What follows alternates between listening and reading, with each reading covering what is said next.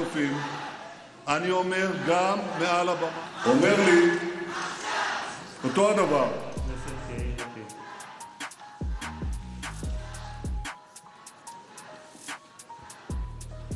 שרון שרעבי סיפר, הם זקוקים לתרופות האלה, חלק ממש זקוקים להצלת חיים. וחברו עוז, אורי, מג"ד למילואים, אב ל8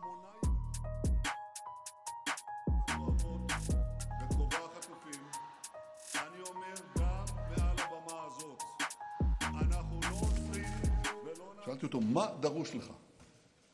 הכי דרוש לך.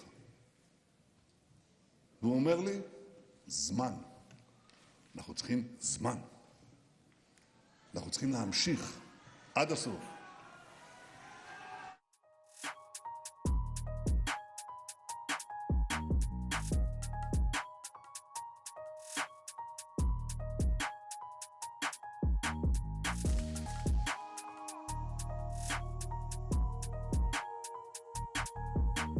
אני רוצה להגיד לכם, חברי הכנסת ומשפחות יקרות, לא היינו מצליחים לשחרר עד כה למעלה מ100 מן החטופים בלי הלחץ הצבאי.